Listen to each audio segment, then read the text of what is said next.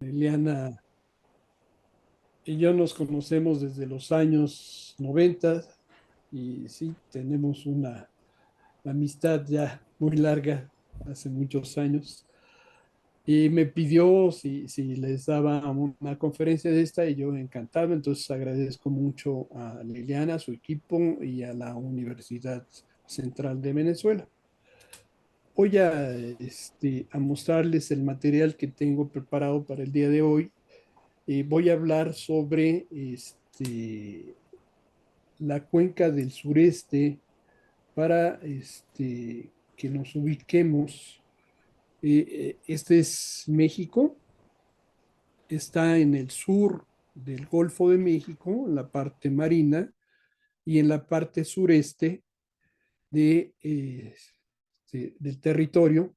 Esta cuenca del sureste cubre cuatro elementos: la cuenca de Macuspana, el Pilar Reformacal, la cuenca de Comalcalco y la cuenca salina del Istmo. Y por cierto, ahora tiene gran relevancia porque va a pasar un tren de aquí el puerto más cercano, Coatzacoalcos, Veracruz, hacia Salina Cruz, Oaxaca, para apoyar un poco el traslado de mercancías que está pasando allá en Panamá y que tienen muchos problemas actualmente. Así se llama la zona de Campeche, un laboratorio natural de generación de hidrocarburos. Ahí está mi correo electrónico si lo quieren apuntar. Y el objetivo es mostrar brevemente cómo ha ido evolucionando la exploración en la producción en esta zona y mostrarles desde el punto de vista geológico, geoquímico, geofísico, los datos que hacen que se considere esta región como un laboratorio natural de generación de hidrocarburos a nivel internacional. Bien, comencemos con un poco de la exploración. La exploración en esta región comienza a principios de los años 70, donde se hace sísmica y se hacen muestreos de los SIPs. En México le llamamos chapopoteras, en Venezuela no sé cómo se les llama, pero este es el brote del hidrocarburo que sale en tierra o en el mar. Y comienzan con unas configuraciones y unas secciones sísmicas pues de baja calidad, pero ven que hay altos y en aquel entonces pues a todas las protuberantes que aquí en México le llaman chipote, pues había que ver su potencial, ¿no? Empiezan a configurar años después, en el 76 ya, cómo estaba la cima de cierta unidad estratigráfica, en este caso del Cretácico, y proponen el primer pozo de esta zona marina, el Chac 1, en 1976. Ahí están los que intervinieron, los pioneros de esta época, y otro ingeniero en el 78, el ingeniero Jorge Reyes Núñez, que acaba de fallecer, para descansar, un buen amigo, empieza a hacer el detalle. Como ven, ya ponen la parte estructural y la sísmica empieza a mejorar. Años después empieza a avanzar la sísmica porque descubren en 1976 eso que le van a llamar el complejo Cantarell, que es importantísimo en México porque llegó a ser el primer campo a nivel mundial de aguas fuera, comparado con el de Arabia, pero en tierra. Llegó a producir más de 2 millones de barriles este complejo. Entonces, son diferentes bloques los que tienen el bloque Chac, Nohot, Chacal, Cuts y demás, y se empieza la sísmica a dar una idea de toda su configuración. incluso perforan abajo del bloque Chac otro pozo y encuentran que es un alóctono este bloque y que el autóctono le llaman al bloque Sigil. Bien, este es el pescador Rudecindo Cantarell, por él lleva ese nombre, que en realidad mucha gente ya había hecho estudios, como ven, antes de que el pescador los llevara, pero él insistía porque les decía a la gente de Pemex, acabamos de encontrar mucho aceite por acá, ingeniero, llévenos, les voy a decir en dónde. Entonces, fueron, descubrieron esto, no fue donde estaba esa chapopotera, sino unos kilómetros adelante, pero a raíz de esto el pescador se convirtió en trabajador de petróleos mexicanos. Y estas son las características, a grosso modo, del primer aceite que se produjo en 1979. Entonces, México pasó de ser un país nada más que producía para él autoconsumo a ser exportador. Y miren, les pongo esta gráfica de tiempo. Cuando se perfora el primer pozo en 1904, la PES-1, ya en la cuenca de Tampico-Misantla, descubren esto y por ahí de el 2022, 2023, México se convierte en el segundo país productor de hidrocarburos del mundo, abajo de Estados Unidos y superando a Rusia.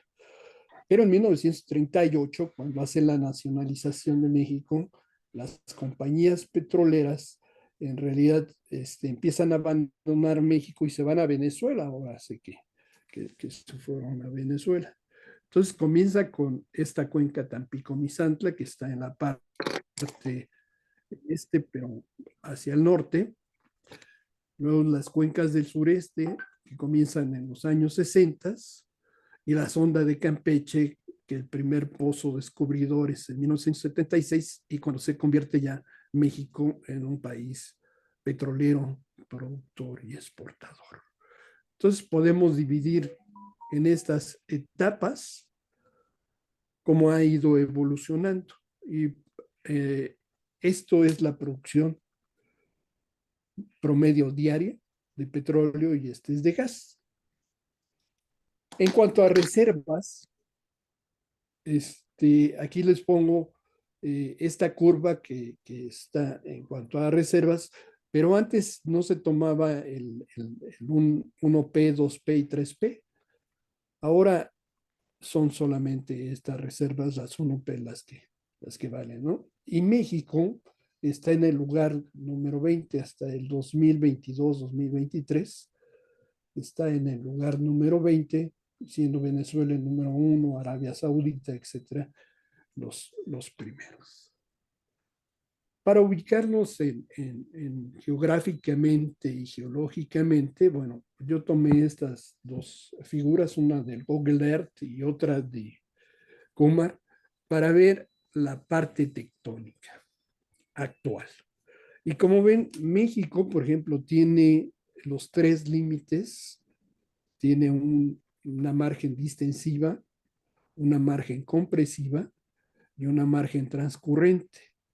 Pero en esta zona es una zona que no tiene prácticamente actividad tectónica, le llaman margen pasiva, así como el Atlántico, ¿no? De este lado y de este otro lado.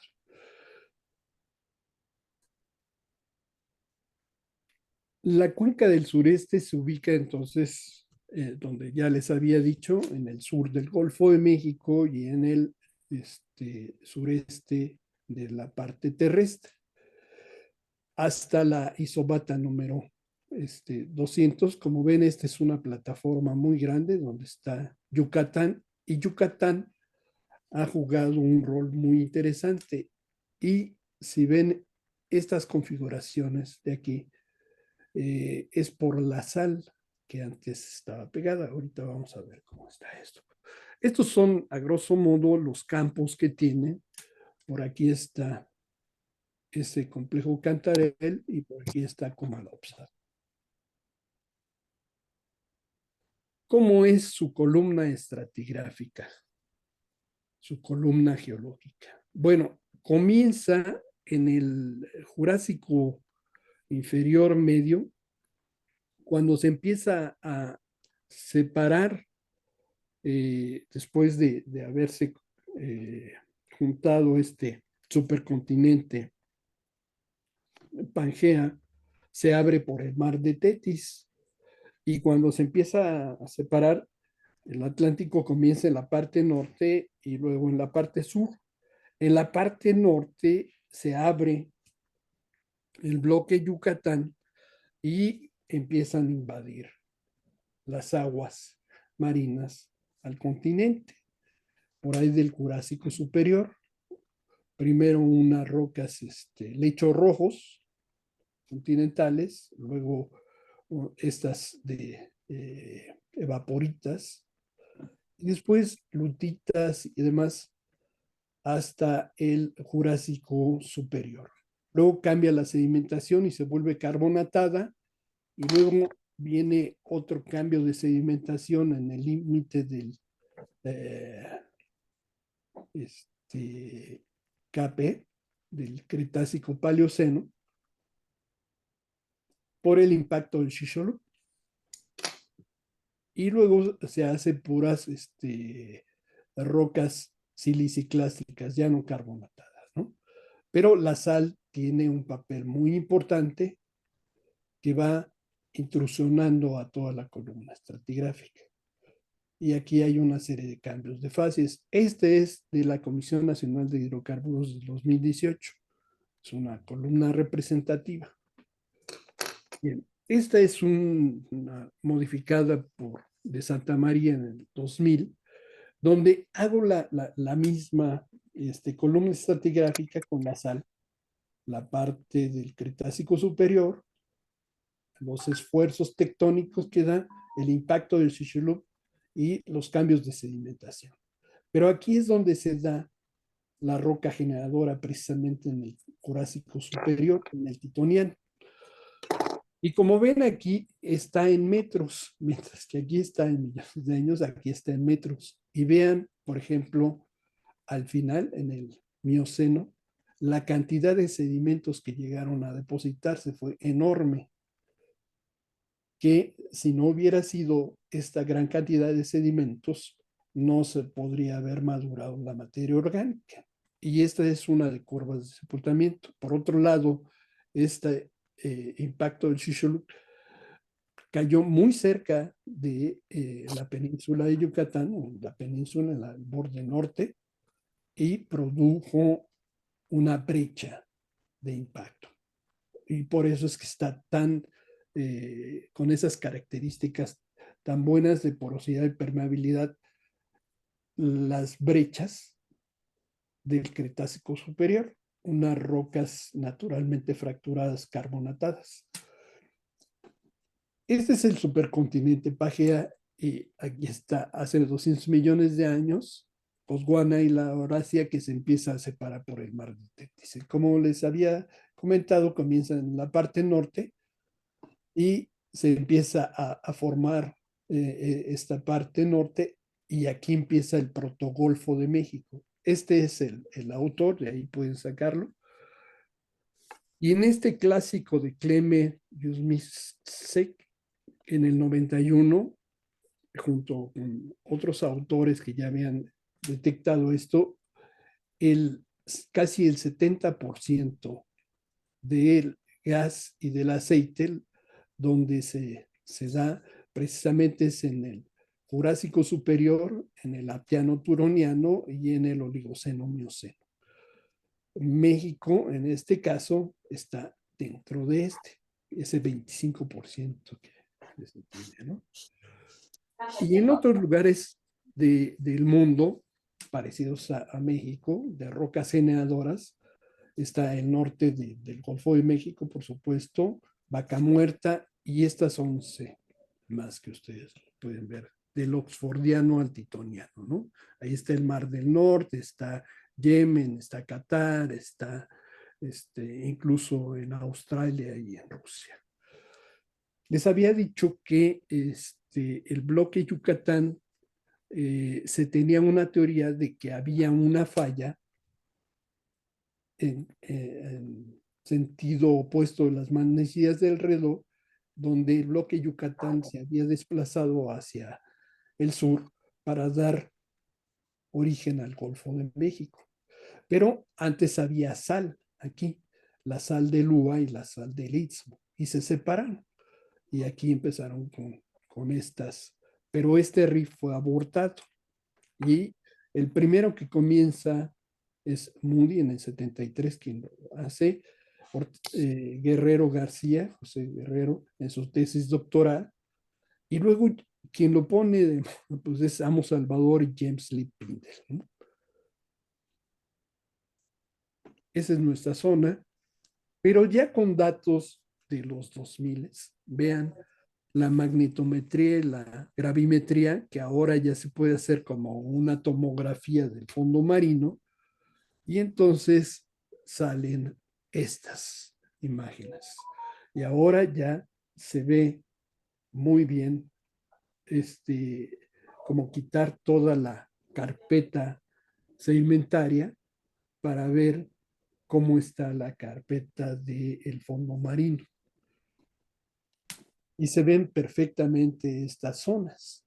Entonces, ha habido varias interpretaciones de diferentes autores. Aquí está el estrecho de Florida, Cuba, por donde empezó a inundar todo el Golfo de México, ¿no? Pero si esto lo ponemos con la paleogeografía de nuestros elementos, la península de Coahuila, Burro Picacho, San Potosí, etcétera, etcétera, en México, vemos que se ve muy bien esta zona del Rif, pero fue abortada. Pero jugó un papel muy importante para la sedimentación de las rocas generadoras del Titoniano aquí. Incluso se ha hecho mecanismos focales, porque supuestamente esta es una zona sísmica, pero aquí la continuación de esta parte donde está el eje volcánico transmexicano están los Tuzlas, ¿no? Ok, entonces esta es la parte geológica, geofísica, y vamos a ver la paleogeografía. Padilla y Sánchez pone una paleogeografía para el oxfordiano, para el quimerquiano y para el titoniano. Y yo les puse además las zonas de distensión, que esto comienza hace 11 millones de años y esto comienza hace más de 180 millones de años, pero queda abortado y sigue, ¿no? Ok, como ven, ahí está esto, y en el titoniano es donde tenemos esa sedimentación de lutitas, calizas, calcáreas, ricas en materia orgánica en todo el Golfo de México. Esa formación pimienta que le llaman. Okay. Ahora, ¿cómo está la configuración estructural? Ya habíamos visto que hay unas cuencas y unos altos, la cuenca de Macuspana, de Comalcalco y el Alto Reforma Cal, donde el estilo estructural es convergencia hacia el noreste, una serie de fallas que se dan. Entonces son diferentes estilos estructurales. Vamos a ver estas secciones y vean cómo está. Lo más curioso es que el Jurásico se va profundizando el, perdón, hacia el continente. Y entonces, vean cómo está esto. El Jurásico se está profundizando. Y aquí, en esta otra sección, bebé, está la cuenca de Comalcalco, la cuenca de Macuspana y el cinturón plegado, se reforma acá. Se ha hecho mucha sísmica, incluso el mes pasado vimos un ejemplo del Golfo de México y su sísmica, y por supuesto la sal tiene una intervención muy fuerte donde se hacen canapís, se hacen domos salinos y demás en el Golfo de México y juegan un papel muy importante para las estructuras. Por ejemplo, este es Cantarell, ¿no? Pero hay muchas estructuras y seguramente abajo de algunos de estos va a haber yacimientos. Este es un trabajo de Mitterrand que hizo en el 2005 y en el 2006 para los dos más grandes campos petroleros de esta zona, de la zona de Campeche, Cantarell y Comalopsap. Y como ven, empieza a deformarse a partir del Mioceno medio superior hasta el presente. Entonces, eso es importantísimo porque les dio chance a que una carta de eventos geológicos para esto en el sistema petrolero tuvieran esa sincronía, ¿no? Donde está la roca generadora, la roca almacén, las trampas, los sellos, la carga y los momentos críticos. Este es tomado de Comisión Nacional de Hidrocarburos de 2018, pero el que yo hago es este. Ya exclusivamente, no nada más para la cuenca del sureste, sino para la sonda de Campeche. Aquí están las rocas generadoras, las rocas reservorio, los sellos, la formación de trampas prácticamente recientes y la generación, migración y acumulación que se dan con sus momentos críticos en la parte sur y en la parte norte. Entonces, por otro lado, entrando al detalle de la geoquímica orgánica del petróleo, de las rocas generadoras y de los aceites, esta es la reflectancia de vitrinita de varias muestras que salió publicado en el 2009, modificado con este trabajo que se publicó por Santa María. Entonces, lo ponemos así de la reflectancia de vitrinita. ¿Y por qué lo ponemos así? Porque en este otro, que es el mismo trabajo, miren, la T-Max abarca prácticamente toda la ventana de generación, desde sobremaduro hasta inmaduro. Y las muestras que nosotros muestreamos también abarca desde inmaduro hasta sobremaduro. Este es un diagrama de Roqueval, de índice de hidrógeno, índice de oxígeno. También es de clara para ver la riqueza y va de muy rico hacia pobre, en ese mismo sentido. Entonces, ¿cómo vemos la petrografía? Son ambientes marinos de aguas relativamente someras, donde se producían las condiciones de preservación, anoxia, pero principalmente lo que aportaban esta riqueza orgánica era un tipo AB, de acuerdo con la clasificación de Jones, o un querógeno tipo 2 rico en azufre, ¿no? Según la clasificación de Tissot y Velte, pero cubren toda la ventana de generación. Y si cubren toda la ventana de generación, también va a haber una reflectancia de vitrinita y unos colores fluorescentes desde muy claros hasta más oscuros.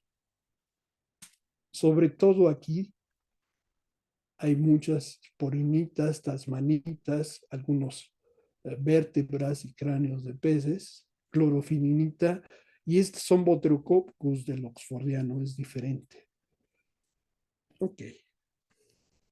Por otro lado, cuando hicimos nosotros una investigación en esta zona, agarramos todos los parámetros moleculares que podíamos sacar con los cromatógrafos y los espectrómetros de masa de los diferentes extractos de roca y aceites, y pusimos todos los de Radke, por ejemplo, los eh, fenantrenos,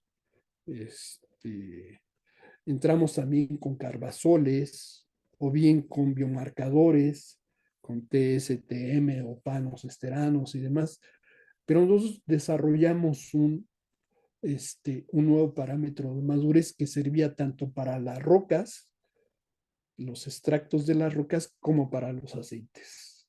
Y entonces cuando vimos esa correlación, curiosamente pusimos algunas rocas que teníamos de Alemania y coincidía perfectamente. Entonces se hizo un clásico ese. También le hicimos la cinética y ahí con ese azufre que teníamos, porque son aceites ricos en azufre, vimos que la ventana de generación en realidad entraba un poquito antes, no en el clásico punto 5 de RO, sino antes de RO en su cinética. Y era muy rica. Entonces hicimos la maduración de la roca más inmadura y por el método de Horsfield colaboradores, el método de Microscale Cell Vessel, el MSSV, lo maduramos de manera artificial y como teníamos rocas de reflectancia de vitrinita con sus detalles, cromatografía y espectrometría, comparamos unos con otros y vimos que había una perfecta correlación. Ahora, por otro lado, si vemos los aceites y vemos que la migración fue prácticamente vertical y que abarca desde aceites muy pesados hasta muy ligeros, pues vemos que está en el sentido precisamente de esa madurez, porque además no están biodegradados estos aceites porque están a más de 3.000, 3.500 metros de profundidad. Entonces, cuando hacemos la suposición de cómo estuvo el llenado, este es datos de laboratorio y vemos que aquí está Comalopsap, que es aceites más pesados, el Cantarel, pero es donde se da la máxima generación. Entonces, por aquí es donde están.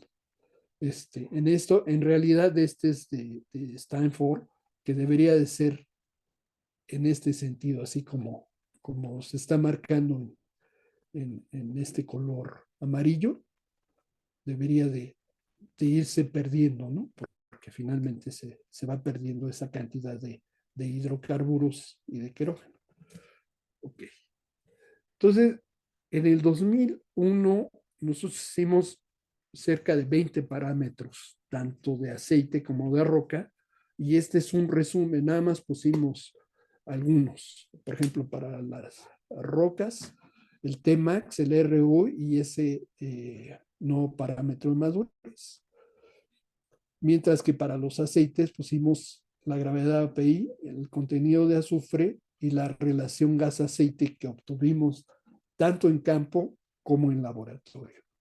Y entonces, pues tenía una coincidencia casi del 90%. Las conclusiones entonces serían que en 45 años, desde 1979 a la fecha, han producido más de 20 millones de barriles, 20.000 millones de barriles en esa zona y 30.000 millones de pies cúbicos, con un promedio de 1.8 millones de barriles diarios. Si esto le ponemos $45 en promedio, son más de 1.350 mil millones de dólares. O sea, es una cantidad estratosférica, ¿no?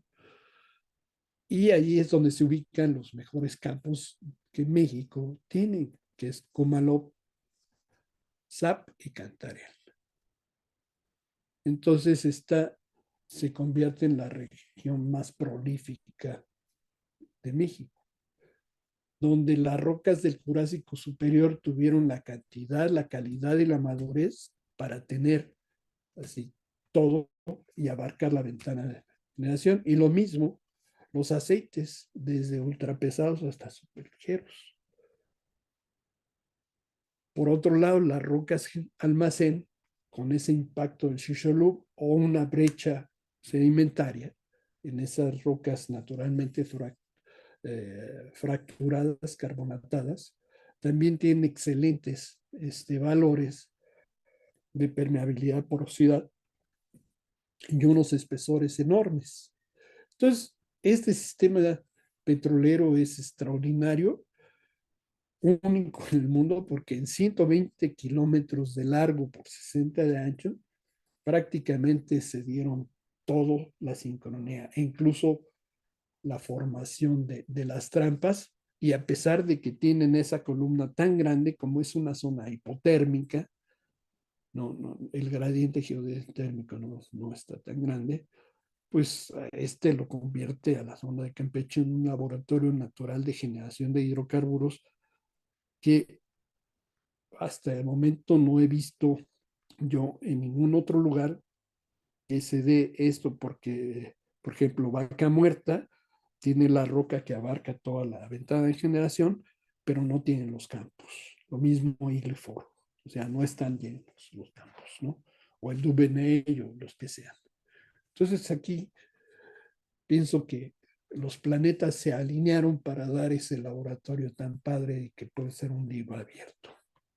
Con esto termino. Muchísimas gracias. Estoy a sus órdenes para preguntas. Muchas gracias. Gracias. Y entonces abrimos, por favor, la sección de preguntas al doctor Santamaría. Tengo una preguntita, Demetrio. Sí, claro. Emiliano, sí. Sí, quizás lo mostraste en una lámina, Demetrio, bueno, primero, antes que todo, muchas gracias por la charla, excelente. El mapa de la cocina, no me fijé, sé que estabas hablando de la vitrinita y mostraste un mapa, no sé si era el mapa de la cocina y si es o sea, todo ese petróleo que se llegó a Cantarell se generó, entiendo yo que al sur o toda la migración vertical, porque la anterior a Todo esta, fue migración. Aquí está, no, la aquí anterior, está. Y todo fue. la anterior creo que era. Ajá, ajá, sí, ¿este mapa qué era?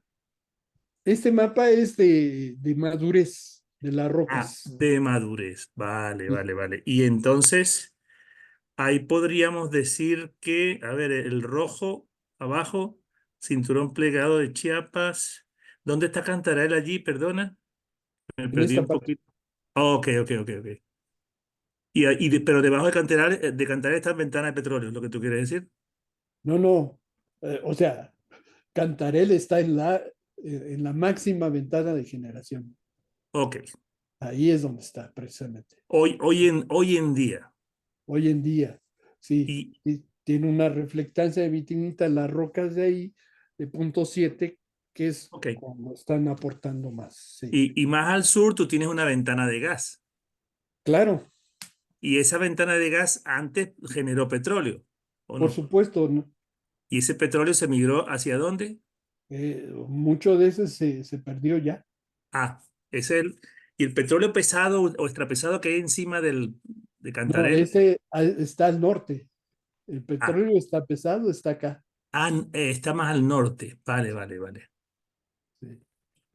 Está bien, está bien. Y el petróleo pesado está de este lado. A ver, déjame ver. Ese petróleo pesado nunca se ha producido. Ya empiezan a producirlo. ¿Ah, sí? Ah, Sí. vale. Está muy En interesante. esa parte, de hecho, a eso también le consideran no convencional porque tienen petróleos entre 10 y 13 grados API, o sea, es muy pesado. Entonces, necesitan de alguna forma o calentarlo o disolverlo para extraerlo. Ujú. Vale, Ok, gracias. sí.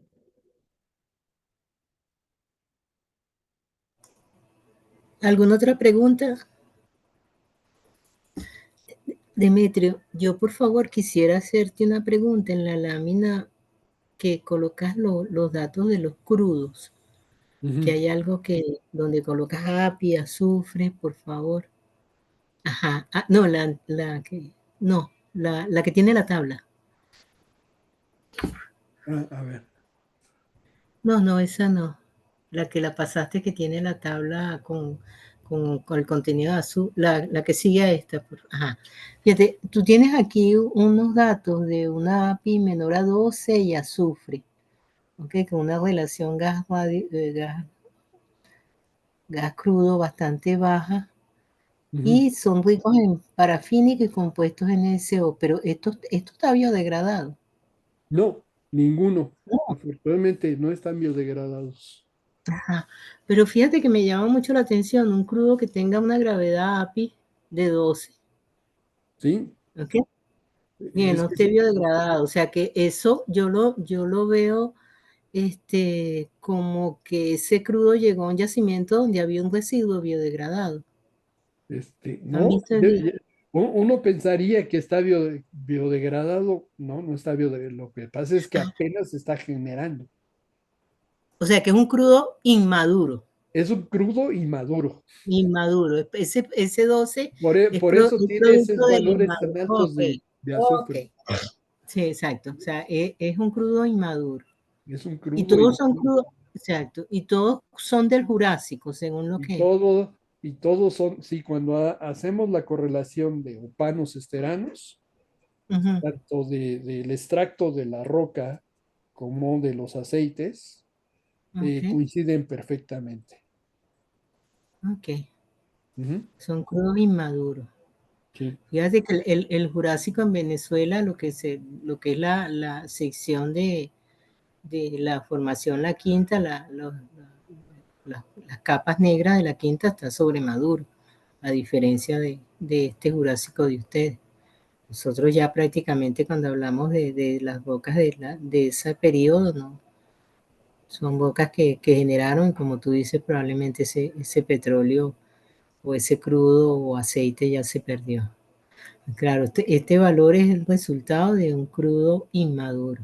así es. No, sí, sí, no, Sí, realmente tienes toda una secuencia de madurez que sí te está indicando como tú, digamos, llamaste o denominaste tu seminario todo un sistema de laboratorio natural de la generación de hidrocarburos, porque tienes sí, sí, todo sí. y se ve perfectamente también en la petrografía orgánica.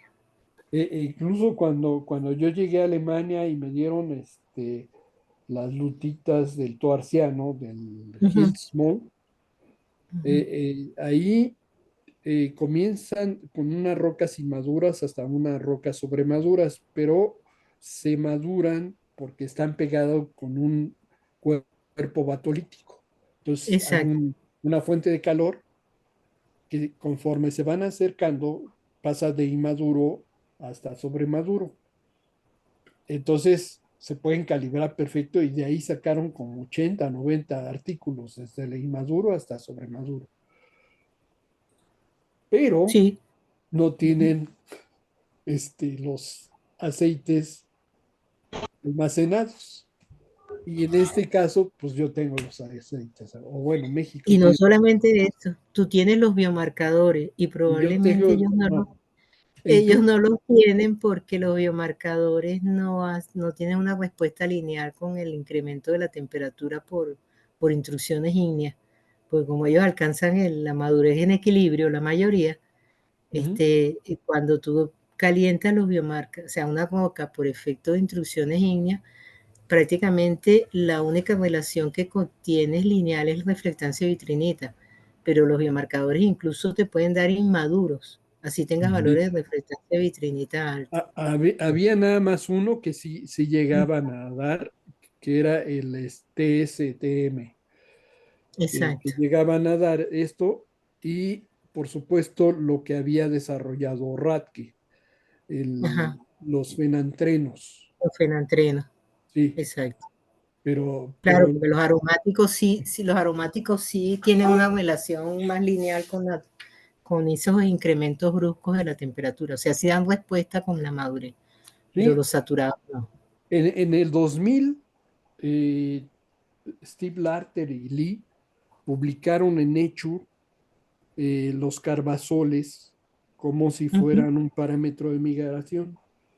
Y cuando nosotros tomamos nuestros carbazoles, no, eso fue en el 96, Exacto. de esta misma zona, vimos que sí estaba afectado por la madurez. Y Sí, entonces, ahora refiere mucho Clay colaboradores, que yo estoy ahí, precisamente en eso. Entonces, incluso Steve Larter me invitaba para participar y que le pasara muestras de esto para ver si claro. podíamos sacar Sí, Ah, alguna sí, publicación, ¿no? sí. Es que realmente es un laboratorio padrísimo este. Ujú. Sí, sí, es un ejemplo muy, muy, muy hermoso para toda la demostración de de la variabilidad de madurez de un grupo bastante importante de parámetros que se miden para los estudios bioquímicos. Sí, sí. y Demetrio, disculpa otra vez, soy yo, Carlos. Ujú. sí. Mencionaste un batolito, entiendo que sería en tierra, No, no, batolita. no, no. Pero ese batolito está en Alemania. En Alemania, Ah, ok, ok, ok, en ok, ya. Alemania. Ujú. Ok, ok, Ese es Sí, de otro. De ok, ahí ok. sí, es lo que les digo, que de ahí sacaron 90 publicaciones. Ah, sí, ok, ok, ok, ok. mm, No, no, aquí no hay Ah, batolitos. por eso, sí, sí. Sí. sí, sí. Es que esa zona del Mar del Norte tiene números huecos en publicaciones en muchas áreas, porque en las secuencias de lutitas y areniscas tiene números huecos de publicaciones en los estudios de migración primaria y secundaria también, Ujú.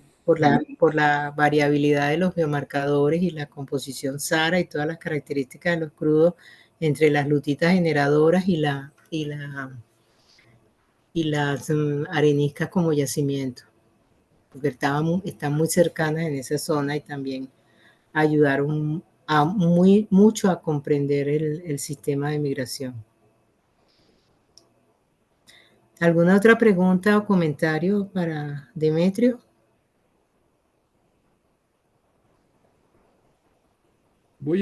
Estoy apuntando el email Ah, vale, está bien, Ujú. gracias, Demetrio. porque me lo están pidiendo. Sí, ese soy yo. Ok, ya, ahí Ah, está. listo, gracias. Sí. Muy bien.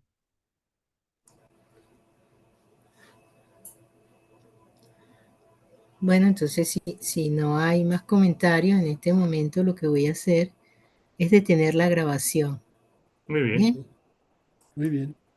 y muchas gracias, Demetrio, realmente un seminario muy interesante, con información muy valiosa para entender la geoquímica orgánica y la geoquímica del petróleo. Así que muchas gracias por participar en este ciclo de seminario. ¿Mm? Todo un placer. Un Ya. abrazo a la distancia. Sí, Gracias, señor. igualmente. Gracias. Hasta luego. Hasta Chao. luego.